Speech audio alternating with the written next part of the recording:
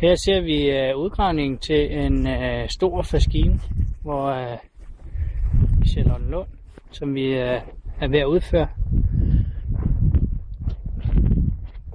Vi ser her den 2,5 meter dybe rende, 22 meter lang, hvor der skal lægges de her grønne faskinekassetter ned i, hvor vandet så løber ind i dem og siver det ind fra dem og ud i jorden.